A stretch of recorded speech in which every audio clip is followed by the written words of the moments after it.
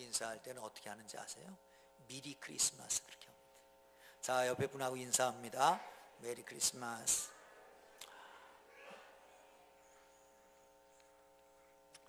크리스마스의 기쁨 여러분 모두에게 함께 하기를 주의 이름으로 축원합니다. 할렐루야. 예배 찬양을 하고 그리고 난 다음 멘트를 할 때 제가 이렇게 말합니다. 오늘은 대림절 넷째 주일입니다. 그렇게 하잖아요. 대림절 넷째 주일입니다. 대림절이라고 하는 것은 성탄절부터 거슬러 올라가서 네 번째 주일부터 성탄 이브까지 네 주를 지키게 됩니다. 대림절은 그리스도가 오셨고 오시고 있고 오실 것이라고 하는 메시지가 담겨져 있습니다. 교회력에 보면 대림절은 교회가 그리스도의 오심을 즐겁게 기억하고 그의 재림을 기대하는 사주간이다 이렇게 말하고 있습니다. 대부분 11월 30일에서 가까운 주일, 예를 들면 29일이 주일이다 그럼 29일부터 시작합니다. 11월 29일부터. 아니면 1일이 주일이야, 12월 1일이 주일이다 그러면 12월 1일부터 시작하게 되는 거예요. 이래서 4주간을 지내게 됩니다. 따라서 이 절기를 지키면서 성탄절을 준비합니다. 성탄과 재림의 의미가 어디 있는지를 함께 생각하는 절기가 이 절기입니다. 다시 말하면 하나님이 이 땅에 사람으로 오셨다. 그리고 우리와 함께 하신다. 나가서 우리를 구원하셔서 하나님의 자녀 되게 하셨다. 이게 성탄의 의미입니다. 이 성탄절에는 선지자들 16명의 선지자가 456회 정도의 예수님의 성탄에 대해서 예언을 했습니다. 이 예언자들이 많은 고난을 겪기도 하고 그리고 심지어는 순교의 길도 가게 됩니다. 그리고 빼놓을 수 없는 사람이 마리아잖아요. 마리아의 고백을 듣습니다. 주의 계집종이오니 주의 말씀대로 이루어지기를 원합니다.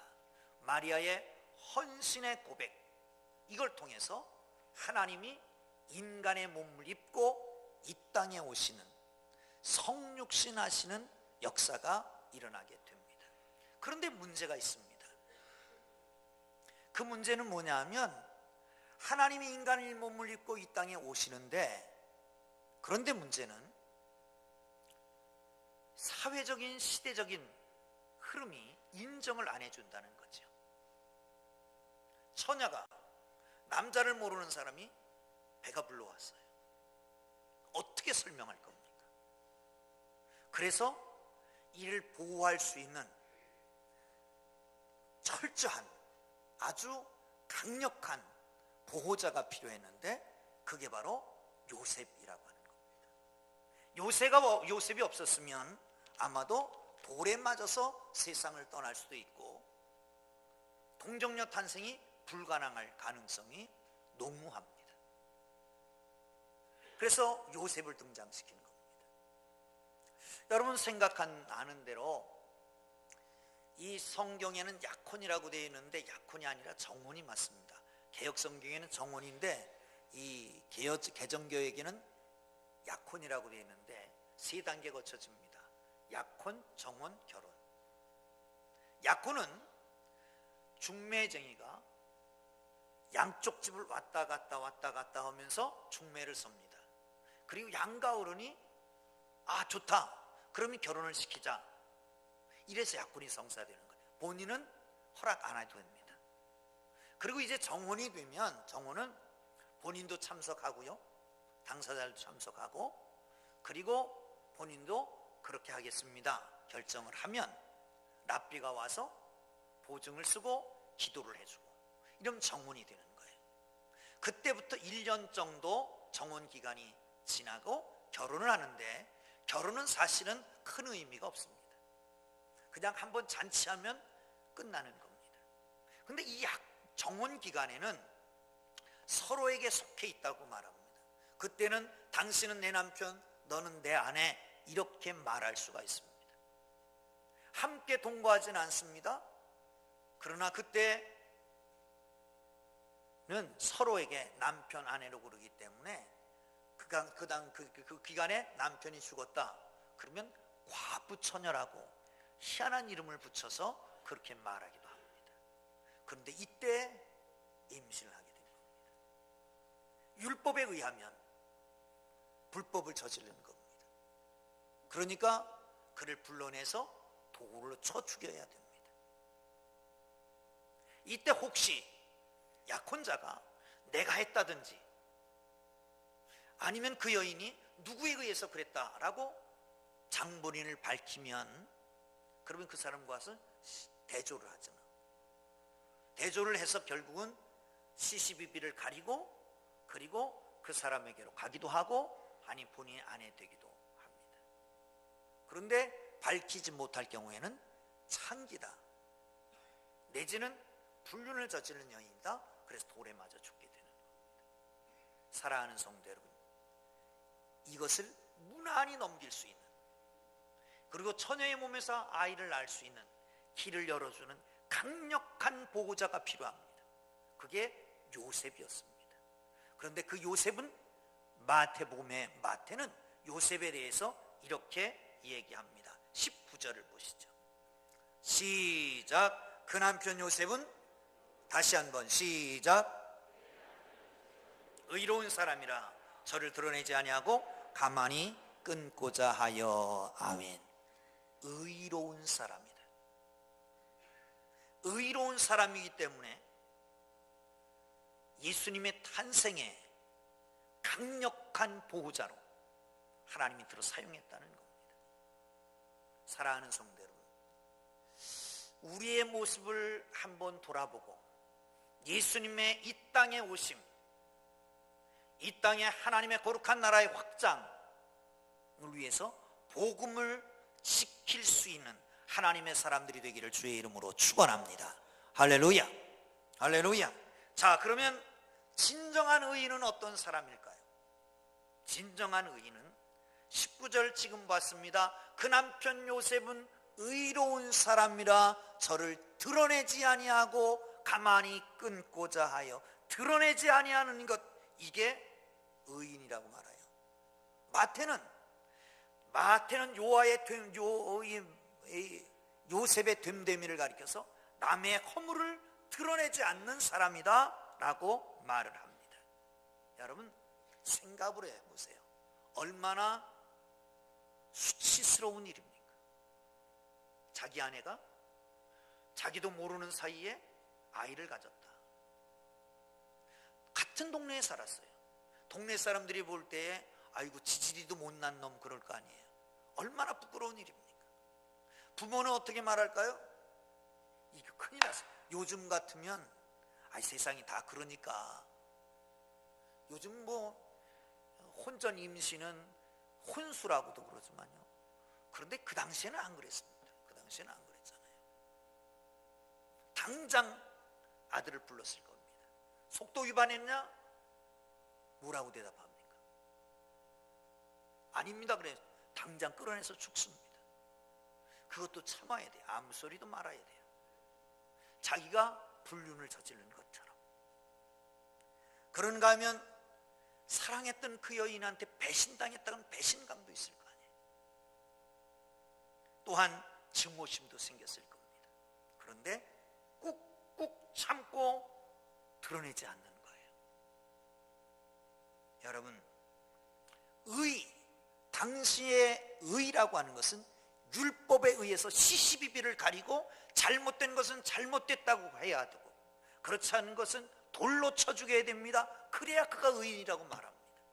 그 당시에는 그랬습니다. 자기 아내가 정혼자가 불륜을 저질렀으면 세상에 알리고 모든 사람이 모여서 돌로 쳐 죽이면 요셉은 의인이다 말했을 것입니다. 그런데 성경에서 의인은 그렇게 말하지 않습니다. 덮어두는 거예요. 드러내지 않는 거예요.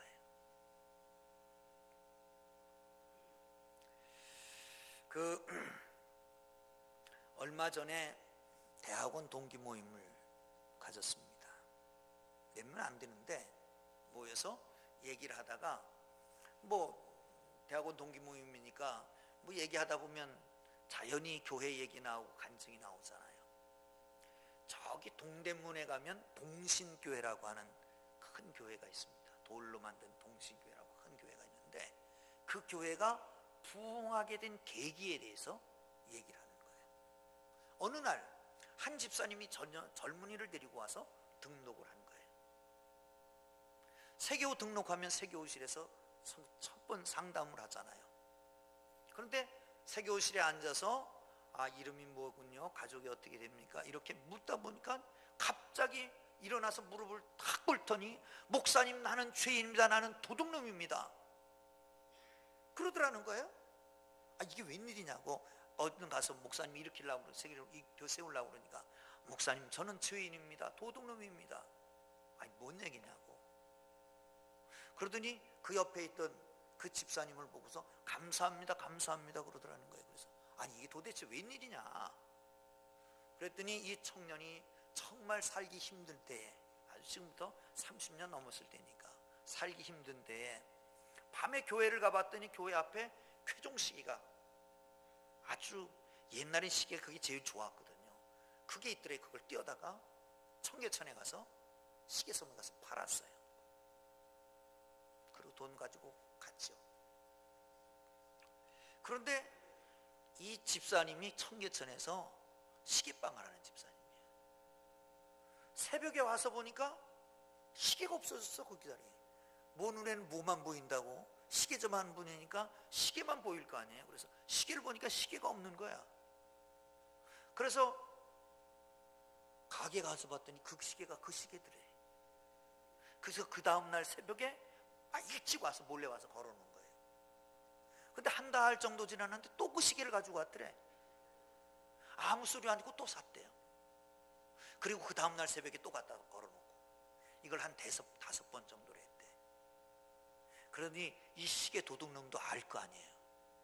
그러니까 어느 날 찾아와가지고 무릎을 탁 꿇고 죄송합니다, 내가 잘못했습니다. 그리고 그 다음 주에 교회 데리고 온 거예요.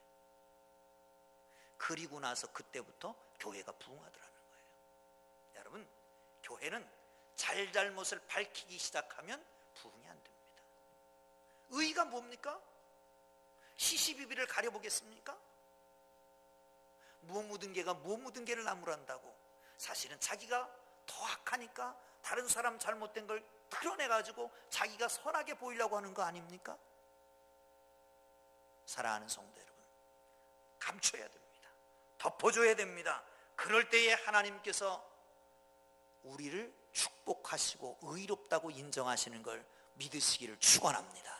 요셉은 자신의 아픔을, 다른 사람의 아픔을 자신의 아픔까지 받아들입니다. 덮어주는 사람 삶을 삽니다. 똑똑한 사람, 남의 허물 잘 지적하는 사람, 바른 말 잘하는 사람 아닙니다. 성탄절이 되기 전, 오늘 성탄절 2부인데 용서합시다. 용서하지 못한 사람 용서하고, 속인 사람 용서하고, 부끄러움을 준 사람도 덮어주고, 미워한 사람도 그대로 덮어주고, 수치를 안겨준 사람 사랑으로 덮여주고, 미움 품지 말고 사랑으로 모두를 용서하고 덮어주는 진정한 의인들이 되기를 주의 이름으로 축원합니다. 할렐루야, 할렐루야. 자, 20절 보겠습니다. 시작. 이 일을 생각할 때에, 다시 시작. 이 일을 생각할 때에 주의 사자가 현몽하여 이르되 다윗의 자손 예수여, 내 아내 마리아 데려오기를 무서워하지 말라. 그에게 잉태된 자는 성령으로 된 것이라. 아멘. 이 일을 생각할 때에 주의 사자가 현몽합니다. 요셉은 깊이 생각하는 사람입니다. 사건이 생기면 자꾸 어떡하나? 누구 잘못이냐? 혹시 내가 죄 짓는 거라? 이러기 전에 생각부터 해야 됩니다. 하나님의 뜻이 어디 있을까? 저 사람은 왜 저렇게 했을까? 이게 나에게 주는 어떤 의미는 없을까? 이 생각하는 거예요. 생각하는 거예요. 본능적으로 행하는 사람, 이거는 저속한 사람입니다. 동물적인 사람입니다. 무슨 일을 하든지 생각 먼저 하고 행동에 옮기고, 생각 먼저 하고 말을 하고, 생각 먼저 하는 하나님의 사람들 되기를 주의 이름으로 축원합니다. 할렐루야. 생각이 있기 때문에 행복하기도 하고, 생각이 있기 때문에 불안하고 괴롭기도 합니다. 그러나 생각이 없다라고 하는 것은 곧 동물적인 감각으로 살아가는 겁니다. 여러분, 생각을 해도 저속한 생각하지 말고요, 좀 고상한 생각. 사람이 다 비슷비슷해요. 먹고 마시고 자고 쉬고 사는 것 다 비슷합니다. 근데 그 사람의 가치는 뭘로 볼 수 있을까요? 어디에 관심을 가지고 있느냐, 어떤 생각을 하느냐, 그런 측면에서 그 사람의 가치가 평가되는 거 아닙니까? 아브라함 메슬로라고 하는 사람이 5단계 욕구 이론을 얘기했습니다. 그러니까 욕구가 5가지가 있다는 거예요. 5단계가. 제일 처음의 단계는 생리적인 욕구라는 거예요. 먹고 마시고 쉬고 하는 욕구예요. 그게 조금 이루어지면, 그래서 불철주야 일하잖아요. 그러다가 조금 살만하면 3D 업종 잘 안 하잖아요. 그리고 난 다음에 이제 2번째 욕구가 안정의 욕구입니다. 안전하게 살려고 하는 거예요. 그 위의 단계는 사회적 욕구, 소속의 욕구라고 합니다. 어딘가 속하고 거기서 내 존재감을 드러내기로, 이렇게 사랑하고 소속되기를 원합니다. 그리고 조금 더 올라가면 자기의 그 존재감을 드러내고요, 존경의 욕구가 있고요, 그리고 그 위에가 자기 자아 실현의 욕구, 뭐 이런 게 있답니다. 여러분, 생각하는 게 어디 있습니까? 먹고 마시는 거면 생각하고 있습니까? 그냥 안전되게 살기만 원하십니까? 좀 나 좀 봐라, 나를 인정해줘라, 여기에 머물러 있습니까? 아니면 끊임없이 나의 실현을 위해서 살아갑니까? 그런데 아브라함 메슬로는 그렇습니다. 모든 단계에서는 그게 만족되면 다음 단계로 넘어가지만, 자아 실현의 욕구는 만족함이 있어서 조금 더 높은 실현, 조금 더 높은 실현을 향해서 나아간다는 거지요. 여러분, 영적인 것을 추구합니까? 아니면 세상적인 것을 추구합니까? 여러분, 저 밑에 형이 하학적인 환경막 아래 있는 분 속된 생각만 합니까? 아니면 저 위에 고상한 하나님 나라를 생각하고 영혼을 생각하고 나아가서 복음을 생각하고 교회를 생각하고 살아갑니다. 깊이 생각하는 하나님의 사람들 되기를 주의 이름으로 축원합니다. 축원합니다. 그림을 한 장 보여드리려고 합니다. 이 사람은 그림에 촛불을 많이 등장시킵니다. 그래서 촛불의 화가라고도 합니다. 요셉의 꿈이라고 하는 그림입니다. 잘 안 보이네요. 자세히 보면 한 사람이 이렇게 머리를 받치고 그리고 졸고 앉아 있습니다. 그 무릎에 보면 성경책이 있고요. 그리고 천사가 오른손을 내서 잡아주고 있습니다. 많은 것을 생각하게 하는 그림 아닌가 생각됩니다. 요셉이 머리를 감싸고 있어요. 무슨 고뇌가 있는 거죠. 깊이 생각합니다. 답이 안 나오니까 성경을 폈던 것 같아요. 그리고 성경을 읽다가 잠이 드는 겁니다. 천사가 그를 붙들어 줍니다. 견고케 만들어 주는 겁니다. 사랑하는 성도 여러분, 그리고 그에게 이 혼란 속에서 답을 주게 됩니다. 깊이 생각하다 보면 하나님께서 답을 주시는데 그 답이 정답입니다. 갑자기 흘러가는 생각, 스쳐가는 생각, 그게 해결점이 될 수도 있습니다. 그러나 깊이 생각할 때 하나님께서 하나님의 뜻을 보여주는 걸 믿으시기를 축원합니다. 할렐루야, 할렐루야. 인간적인 면에서 감각이 앞서는 생각이 아니고 하나님 편에서 하나님의 뜻을 먼저 생각하는, 하나님을 생각하는 하나님의 사람들 되기를 주의 이름으로 축원합니다. 이 사람이 진정 의인입니다. 마지막으로 한 번 더 볼까요? 21절입니다. 20절부터 보겠습니다. 시작. 이 일을 생각할 때에 주의 사자가 현몽하여 이르되 다윗의 자손 예수야, 요셉아, 네 아내 마리아 데려오기를 무서워하지 말라. 그에게 잉태된 자는 성령으로 된 것이라. 아들을 낳으리니 그 이름을 예수하라 하라. 이는 그가 자기 백성을 그들의 죄에서 구원할 자임이라. 깊이 생각하는 중에 응답을 받았습니다. 놀라운 일을 발견했습니다. 하나님의 섭리, 하나님의 비밀, 구원의 역사를 발견합니다. 다윗의 자손 예수야, 요셉아, 내 아내 마리아 데려오기를 무서워하지 마라. 그에게 잉태된 것은 성령으로 된 것이다. 아들을 낳을 것이니 예수로 하라. 그 예수가 자기 백성을 저희 죄에서 구원할 자라. 이 하늘의 신비를, 하늘의 비밀을 깨닫게 됩니다.